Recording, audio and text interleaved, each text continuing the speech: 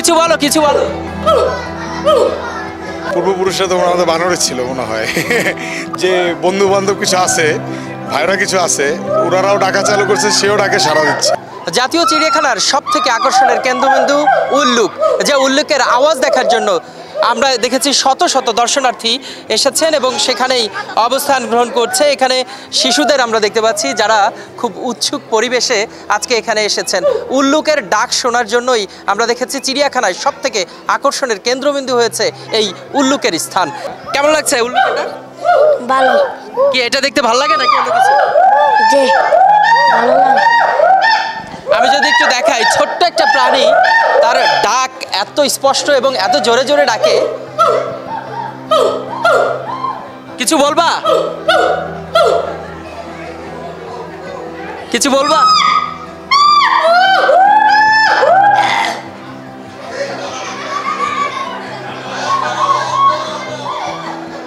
এই কিছু বলো।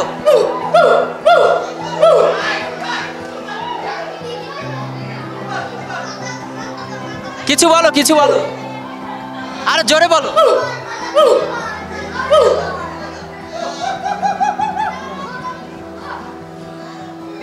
কিছু বলো উল্লুক।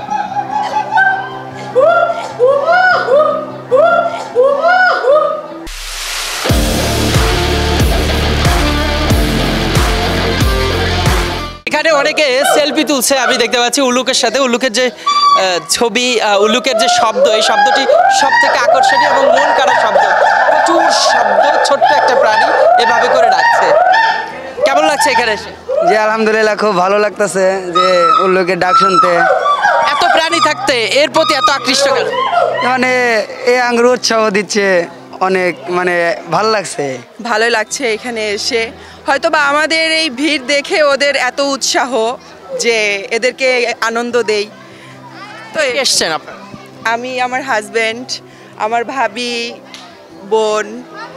তো আপনাকে যদি একটু আমি জানতে চাই যে এই উল্লুকের এখানে এসে এত ভিড় কেন? এখানে মানে সব জায়গা থেকে আমরা দেখতে পাচ্ছি এইখানেই ভিড়টা বেশি কেন? আসলে বলাটা কি ঠিক হবে কিনা, কিন্তু পূর্বপুরুষরা তো আমাদের বানরের ছিল মনে হয়।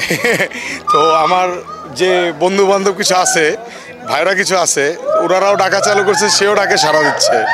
তো এইভাবেই আর কি এটা বুঝলিস। আর এতক্ষণ খালি ছিল, সেও মজা পায় নাই। এখন আমরা এসে তাদেরকে কোম্পানি দিচ্ছি, সে আমাদেরকে কোম্পানি দিচ্ছে। মনে এটাই হচ্ছে ভাই। ধন্যবাদ। দর্শক, যেমনটি শুনতে পাচ্ছেন, এখানে সাধারণ মানুষ যারা এসেছেন, যারা ঘুরতে এসেছেন, চিড়িয়াখানায় দেখতে এসেছেন, তারা বলছেন মানুষের এই সমাগম এই বানরের সাথে অনেকটা সাদৃশ্য এবং বানরও মজা পাচ্ছে, মানুষও মজা পাচ্ছে, এমনটিই বলছেন।